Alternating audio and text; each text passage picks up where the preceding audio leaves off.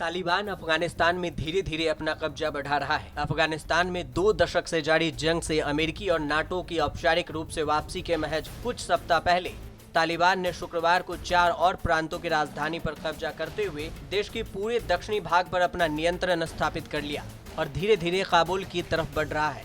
पिछले 24 घंटे में देश के दूसरे और तीसरे सबसे बड़े शहर पश्चिम में हेरात और दक्षिण में कंधार पर नियंत्रण के बाद तालिबान ने हेलमंद प्रांत की राजधानी लश्करगाह पर कब्जा कर लिया है। लगभग 2 दशक के युद्ध के दौरान हेलमंद में सैकड़ों की संख्या में विदेशी सैनिक वहां मारे गए थे। जानकारों का मानना है कि दक्षिणी क्षेत्र पर कब्जे का मतलब है तालिबान ने 34 प्रांतों में से आधे से ज्यादा की राजधानी पर नियंत्रण बना लिया है। ऐसे में जब अमेरिका कुछ सप्ताह बाद अपने आखिरी सैनिकों को वापस बुलाने वाला है, तालिबान ने देश के 2/3 से अधिक क्षेत्र पर कब्जा कर लिया है। तालिबान काबुल के दक्षिण में स्थित लोगार प्रांत में भी आगे बढ़ रहा है। उसने प्रांतीय राजधानी पुली-ए-अलीम में पुलिस मुख्यालय और साथ ही पास की एक जेल पर कब्जा करने का दावा किया है। यह शहर काबुल से लगभग 80 किलोमीटर दूर दक्षिण में स्थित है। हालांकि काबुल अभी सीधे तौर पर खतरे में नहीं है, लेकिन अन्य जगहों पर नुकसान और लड़ाइयों ने तालिबान की पकड़ को और मजबूत कर दिया है। अमेरिकी सैन्य खुफिया आकलन से पता चलता है कि काबुल 30 दिनों के भीतर विद्रोहियों के दबाव में आ सकता है और अगर मौजूदा रुख जारी रहा तो तालिबान कुछ महीनों के भीतर देश पर पूर्ण नियंत्रण हासिल कर सकता है। अगर तालिबान यही गति बनाए रखता है तो अफगान सरकार को आने वाले दिनों में पीछे हटने और राजधानी और केवल कुछ अन्य शहरों की रक्षा करने के लिए मजबूर होना पड़ सकता है।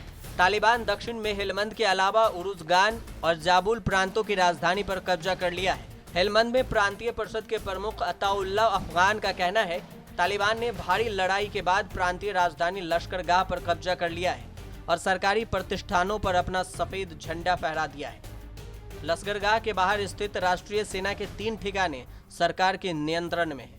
अफगानिस्तान में तालिबान के कारण हालात बेहद खराब हैं। रिपोर्ट के मुताबिक अमेरिका ने काबुल में अमेरिकी दूतावास के कुछ कर्मियों को निकालने में मदद के लिए 3000 सैनिकों को भेजने की योजना बना रही है। वहीं ब्रिटेन ने कहा है कि देश छोड़ने वाले ब्रिटेन के नागरिकों की मदद के लिए लगभग 600 सैनिकों को अल्पकालीन आधार पर तैनात किया जाएगा। कनाडा भी अपने दूतावास को खाली कराने के लिए मदद के लिए विशेष बल भेज रहा है।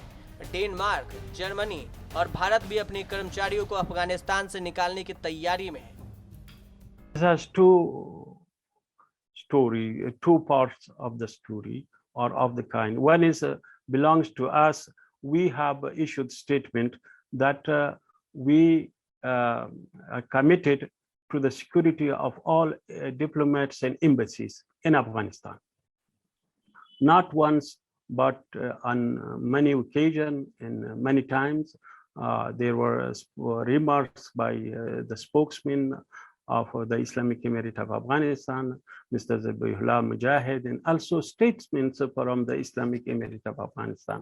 And the other is the concern of India. They are taking their diplomats from those areas for their own reason, for their own concern and worries. That is up to them. But what was related to us, we have already.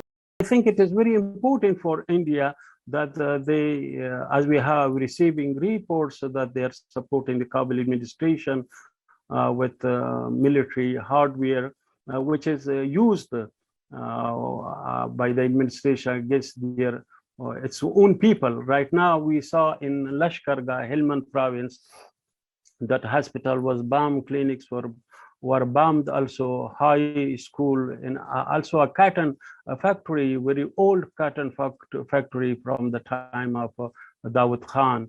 It was bombed by the same weapon. So it is very important the impartiality. They should be with the people of Afghanistan rather than a government which is imposed or which came into being a result of occupation. Shaheen का कहना है कि अलग से कोई meeting नहीं हुई है, लेकिन दोहा में एक बैठक के दौरान भारतीय प्रतिनिधि मंडल मौजूद था। शाहीन का यह भी कहना है कि तालिबान की तरफ से दूतावास और राजनयिकों को कोई खतरा नहीं। तो सवाल ये उठता है कि आखिर तालिबान के पास इतने पैसे और खर्च करने के सामान कहां से आते हैं। तो बता दें कि 90 के दशक से 2021 का तालिबान कुछ अलग दिख रहा है। इसमें कोई शक नहीं कि तब से अब के अफगान के आतंकी संगठन ने खुद में बहुत कुछ बदल डाला है। उनके हथियार नए और उच्च स्तरीय हैं, हथियार बंद वाहन बेहतर हैं, उनके कपड़े पहले से ज्यादा साफ सुथरे हैं। कुल मिलाकर 2021 का तालिबान अब पहले जैसा नहीं है। फोर्ब्स के अनुसार तालिबान की आय का स्रोत नशीली दवाओं की दस्तकी, फिरौती और लोगों से मिलने वाला दान है, जबकि 2016 तक यह अफगानिस्तान में कोई बड़ा संगठन नहीं था। नाटो की खुफिया रिपोर्ट के अनुसार 2019-20 में तालिबान का सालाना बजट 1.6 बिलियन डॉलर था, जो 2016 में फोर्ब्स के अनुमान से 400 गुना अधिक था। आरईएफ की ओर से विभिन्न स्रोतों से तालिबान की आय को उजागर किया गया है। नाटो की खुफिया रिपोर्ट के अनुसार तालिबान बहुत तेजी से स्वतंत्र सैन्य और राजनीतिक संगठन बनाने के लिए आत्मनिर्भर बन रहा है। ब्यूरो रिपोर्ट, न्यूज़ तक।